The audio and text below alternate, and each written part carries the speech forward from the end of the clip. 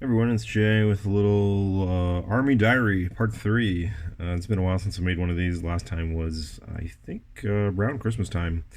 And I was going on about whether I would finish everything. So, well, I'm not done yet, but we've made some progress. So, since I last kind of did a video, I finished off these Fusiliers for my city's army, for my Adepticon army. This unit was by far the most painful to work on, just because of the two-part kind of thing going on in the model. So these shields, obviously, I did separately, so that I could actually paint the front of the guy somewhat. Here's the flag bearer. Oh. And then I did extra paint for myself. Every shield has like a unique little striping or check design on it, just to give it like some I don't know, just to make it look cool. And there was a lot of metal on these guys, so the painting all the metallics on every model by far took the longest. So the different gun barrels and the shields and the little wrought iron stuff they have going on. I also finished this guy. He's the Akamite Warforger. He's the guy who kind of stirs the drink, so to speak. His job does many things. He's one of those models that, he does so many abilities for his cost. I don't know, he's like 100 points, and he casts spells, he buffs units. You can give him very useful artifacts, and what do you call it? If you make him your general, there's command traits. Like he can basically like buff the guns all day. So he's a must-have in the army. So then within the knights, I did another 5 of these knights. It's a little hard because I mixed them together, but basically the purple and yellow ones were painted first, and then there are ones that are like green and red. I don't know if I can grab one of these maybe. This is one of the newer ones I painted in there. So I'll just break it before we even get to the tournament. There you go. Yep. So that was I did those throughout January. So the gunners, the goal was to finish it by the end of 2023, and they finished them like January 4th or something, just after the Christmas break, finally got them done. And then the extra 5 nights actually got done pretty fast, maybe because I've got the metallic kind of recipe down and all the blending and whatever goes on with that. So that left kind of the end of January was these dudes. These are my kind of conversion. These are made out of 40k Rough Riders. I needed a slightly different looking horse and rider model to make a different looking unit of knights. They're meant to be my Drake Spawn Knights, which were kind of the Dark Elf cavalry that you can take in the city's army.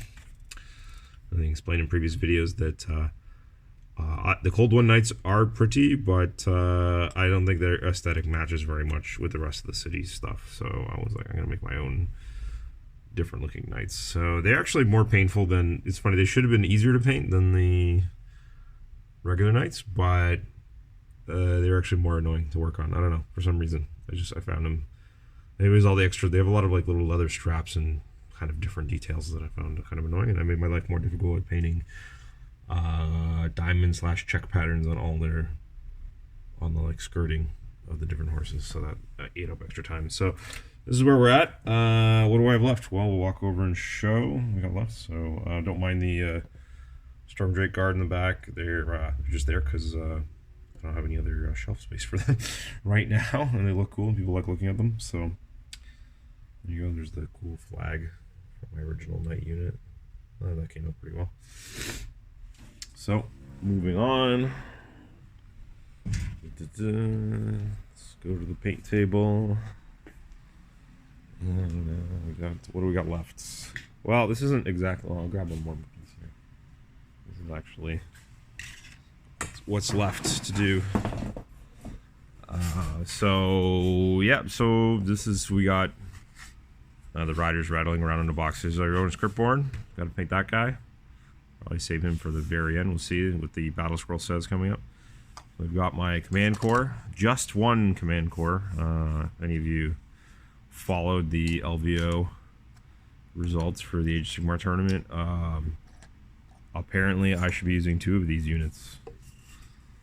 these guys, yeah. The command corps is this fun unit of these like 6 unique models, and they're not heroes, but they kind of feel like heroes. It's like a retinue or a command squad in 40k, and each of these guys does something different. So obviously, super armored guy with axe just fights and kills things. So does this like weird. I don't know what you call it. It's a dog. It's a fish. It's a dragon. I don't know. Sea serpent thing. So this also pretty much just fights. And then the other 4 are do a little bit more. So the guy with the banner gives you like extra movement to him and units nearby. Here's the doctor guy. He's called him Sawbones. So he fixes guys. So he basically heals. He's very useful. You can bring back models. Soul Shepherd, I think he's called. He's got an ability that triggers when battle shock happens. You can basically like prevent models from running away. And then this guy, the Whisper Blade. This is probably the most annoying guy in the group.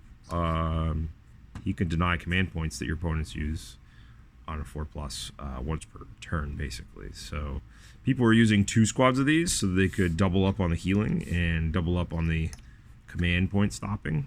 And the unit itself is like kind of good. It's each guy's counts as 3 wounds, so even this like 18 wound kind of like decent little unit that's like under 200 points and gives really good useful abilities. So anyway, we'll see. I have a feeling they're going to go up in points, so I'm not going to regret only having 1 unit.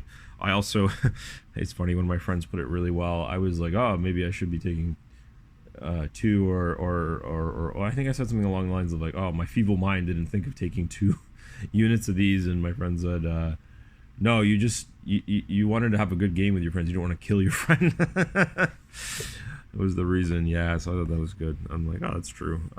Anyway, so this needs to get done. We got this guy, which I'm currently working on, mostly because I've been kind of like, he's my like break from painting units, and I've been looking forward to painting. So he's base coated and like washed. He's had like some like I said, I've been really enjoying these like AK deep shades.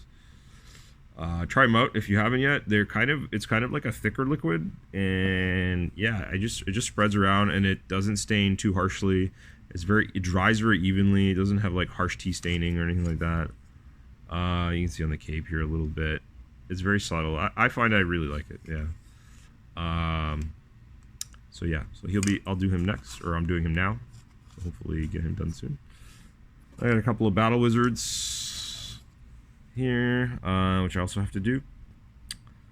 And yeah, that's it. This is the remainder of work that needs to be done. We've reached the kind of what's supposed to be the fun stage. So my goal ideally would be to complete these foreground models by the end of February, and then to leave Ionis as like early March project. So I just, it's hard to tell because it's just prime black, but and there's a rider to paint, but these types of models, like, you know, dragons, etc., I find yeah, the airbrush does a ton of lifting here. I'm just gonna spray a bunch of colors and then take my time painting a little bit of metal and straps and a saddle.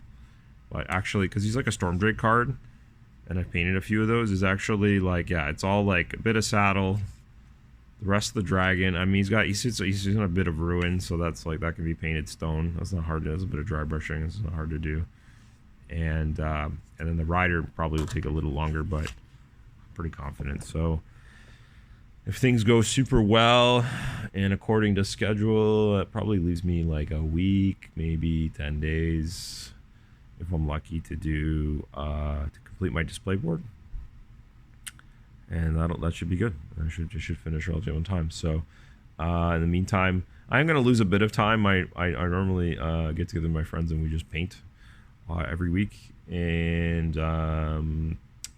that night we'll still be getting together, but I'm now needing to dedicate a bit of that time to gaming. I just need to get more practice in with the army. I think I've played like 4 games with my city's army, so I'm hoping to kind of double that up and get another like 4 or 5 games before the tournament, and that hopefully will get me, you know, at least in a way so that I could roll up and not have to sit there humming and hawing about, you know, mundane decisions. I should be able to kind of have a plan, you know, like that way. If I lose because like you know, obviously either my opponent is just a better player, which is very likely, or or it's a mashup thing, which is probably the most common thing. You're just like, oh, I've never seen this other army, or whatever would be hot back then. I think my main concern will be the new flash shooter courts. I believe will be in play because they were not in play at LVO, so they should be in play for Adepticon. So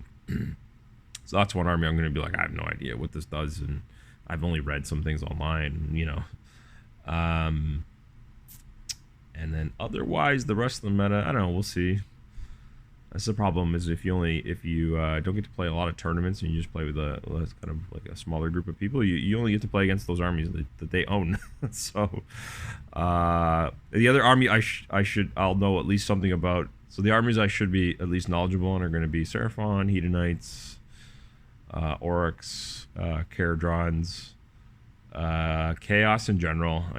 I generally won't be too shook by. Daughters of Cain generally do the same thing, like addition after addition. I guess I have played a bit against Bone Reapers. What does that leave me? Yeah, if I play like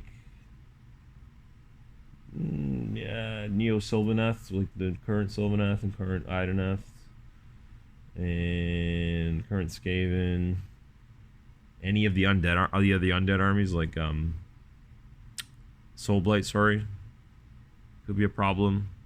Yeah, so there's a few factions where I'm gonna be like, So anyway, yep, thanks for watching, and wish me luck. And comment below if you got some army projects you're doing. How are you going on about them? Is there something you're trying to finish? If you're going to Adepticon, and then yeah, if you want to have more kind of influencer say kind of what kind of videos we make, there's a link to our Patreon. You can throw us a tip or whatever, and we can or collect the data and come up with some other cool videos. We've got some cool ideas, Chris and I, in the pipe. So appreciate the views, and we'll catch you later.